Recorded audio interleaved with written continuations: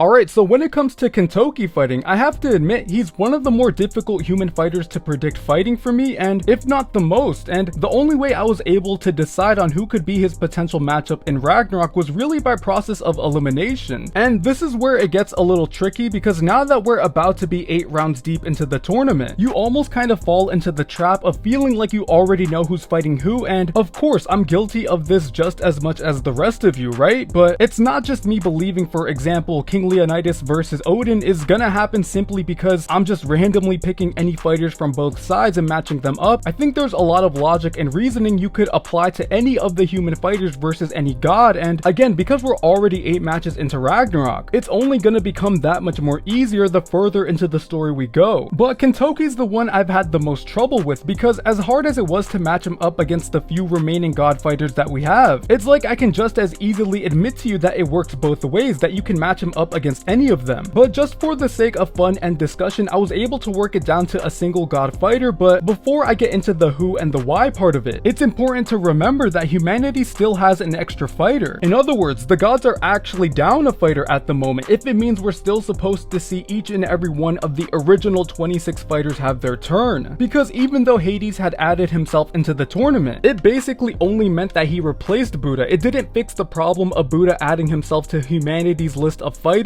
so Hades only brought back the original number of god fighters up to 13 like it was originally meant to be. But because Buddha going traitor bumped humanity's fighters up to 14, we're now in a situation where there's only 2 possibilities. Number 1, we see humanity drop one of their fighters to balance it back to 13 versus 13, or number 2, the gods actually find a 14th fighter, so we see all 26 of the original fighters have their fight in Ragnarok. And guys, I already know what you're thinking, having 14 fights just doesn't make any sense, because even if the gods add another fighter to their roster, so we see all 26 fighters with an additional 2 to make it 14 versus 14, the rules of the tournament itself still haven't changed, right? Because as far as we know, it's still whichever side can get 7 wins before the other can, so by the time we finish 13 rounds, we'd already have a winner, ultimately making a 14th fight meaningless by the time either the gods or humanity are 7-6. And just to make it clear, I'm purposefully only talking about the facts. I'm doing my best to take this one step at a time, right? Because it's technically not impossible that we ever see a draw or a no contest. There's even the chance we might not even see all 26 fighters have their turn to fight. So just to make it clear, everything that I'm talking about here is under the assumption that we end up seeing all 26 fighters have their round. And I think as an assumption, that isn't too ridiculous of an idea, right? Because the more into the story we get, the more hype is building onto who we haven't seen fight, let alone introduced as a real character yet. So it makes sense to consider we end up seeing each and every one from the original 26 fight in some way or form. I would even go further to say that it'd actually be disappointing if we didn't. However, I'm trying my best to only talk about the facts here, right? Because I'm sure there's a lot of you who think there's probably gonna be a draw at some point, maybe even 2 more rounds completely, where the rule just straight up changes to whichever side can get 8 wins instead of 7, making it the best out of 15. I have no idea, there's always a lot of different theories going around, and please feel free to comment down below what you think, anything you agree or disagree with, but this isn't the video for that, unfortunately. The only reason I'm even talking about all of this is because there's still technically a chance we end up not seeing Kintoki fight if humanity really does drop one of its fighters. And regardless of how doubtful I am that that's gonna happen, it's something to keep in the back of our minds, because no matter how you look at it, there's 100% gonna have to be a change in the roster. It's only a matter of time at this point. And I'm not trying to answer for you here what that change will be. I'm only suggesting to you that these rounds come and go in the blink of an eye, right? I mean, it was during this time last year that we were in the middle of round 6, and here we are a year later about to start round 8. Do you see what I mean? So when it comes to Kintoki, I'm just prepared to expect the unexpected, and not just with him, but with everyone now. But just for the sake of fun, I decided to play the matchmaker, and I think I was able to make a really solid case here for Kintoki versus Susanoo. Now, I realize this is gonna be a really hard sell, especially if you've already gone ahead and predicted who Susanoo should fight way before I even thought about it, but after going through both of their lore and legends, it would actually remind me of Shiva versus Raiden in a way if it really does happen. Because just like Raiden, Kintoki celebrated in Japan but as the golden boy, right? Ironically, that's what Kintaro means, but if you look into who he really was and compare it to what the legend says, it's like what you could say is the opposite of how most legends interpret Susanoo as. But as far as Shiva versus Raiden and Kintoki versus Susanoo goes, that's pretty much where the comparison ends, because most of the lore you'll find on Kintoki covers mostly his childhood. And when it comes to Record of Ragnarok, I'm sure there's gonna be some creative liberties on his character, considering it's pretty much known throughout most of modern Japanese society that the majority of his legend doesn't really touch on Kintoki as an adult. But we do see Kintoki look so much older in the story than how he's historically illustrated, so again, there's a good chance Ragnarok decides to invent an entirely new backstory for him that's exclusive to the manga, because in most Japanese illustrations, he's seen as like this boy who's big and red, and this is because one of the most well-known descriptions of Kintoki describe him as being notoriously strong. The red is actually supposed to be an indication of him actually turning red because of all the effort he puts into his strength. And one of the more popular stories from his legend mentions how he was even able to defeat a bear in a sumo wrestling match when he was a kid. So you can see how he's famous for his strength, but a lot of the legends around him also describe him as a friend to nature. This could also help explain why he gets along so well with Buddha, because they're both characters you could just imagine who would be so in touch with nature. And he's also known for carrying around an axe, but it's not supposed to be used for a weapon, he just uses it to cut down trees. So again, we're seeing him in a light that represents him as someone moderately likable, but most importantly, all of this taking place during his childhood. And in some legends, he was supposedly born or raised by either his birth mother or this woman who had adopted him after his real mother had abandoned him. And in the more well-known telling of his origin, whoever raised him growing up was actually some kind of demon. She wasn't human, so judging by the horn we see coming from his head, I guess that's the story the manga's gonna be rolling with, the one where he's essentially half human and half yokai. And if you compare this to Susanoo, someone who's infamously known throughout history for acting like a child, it's like the polar opposite of who Kintoki was like. Because instead of being raised by some demon mother or being half of one race and half of another, he comes from a long line of gods, being one of the most important in Japanese mythology. However, he's known for being this careless and evil god. It's said he was even banished from the heavens by his father Izanagi, and depending on where you're getting your sources, it varies on actually why he was banished. For example, in one telling of the story, he was banished for causing so much destruction on Earth. His own crying was enough to create all kinds of natural disasters. And already you can see the difference between Kintoki, someone who cared for the forest and its animals, versus Susanoo, someone who carelessly caused damage on Earth until he got what he wanted. And interestingly enough, in one version of the same story, he was actually banished to the underworld, and this is where his mother Izanami rules over. And it doesn't end there, he's even famous for causing conflict between other gods like his sister Amaterasu, so you can see how he's so unlike what history tells about Kintoki. But like I said earlier, there's still the possibility that Kintoki's backstory will be entirely exclusive to the manga, right? So I'm sure there's a chance a lot of what I talked about him won't even be mentioned, but just for the sake of discussion, you can see how much these two have to learn from each other to make a good story. It's also a fight that I think would do really well in Japan, just because a lot of the Japanese fan base could understand this more than most. And I know I said at the beginning of the video that Kintoki can pretty much fight anyone, and that I ultimately came to Kintoki versus Susanoo by process of elimination, but at the same time, it does seem to make sense if you consider the actual history, and I'm only scratching the surface here, guys, right? You're free to go down the rabbit hole here yourself, but I think overall, the theme itself fits with how Ragnarok likes to make fights regardless, like the troubled child Susanoo versus the golden boy Kintoki. But I think this is where I'm gonna end the video with, guys. Thank you so much for watching. This was a pretty fun video to make. I think I'll probably make another one just to talk about Susanoo, because he seems like one of the gods I don't see much of the community talk about, like he kind of just flies under the radar. But before I end the video, I just want to give a very special thanks to the channel's patrons, Iron, Justin, Nix EXP, Paranormal Beluga, and Jedi Knight 104. Thank you so much for the support, guys. You guys are the best. And for anyone wondering, I just recently opened up a Patreon where if you're interested, you can sign up too and get into the monthly Q&A I'll be doing now here on the channel. I should be posting the next one up sometime at the start of August, so from now until the end of July, feel free to consider joining. You'd also be helping me out a lot here in a massive way and get a special shout out like this in every single video. The link will be in the description below, or you could just search it yourself at patreon.com/Izanami. But other than that, guys, again, thank you so much for watching. Leave a like if you enjoyed the video, I would greatly appreciate it. And of course, if you're interested in more Record of Ragnarok, then make sure you subscribe. I'll be doing more here on the channel like always. And yeah, have a great day.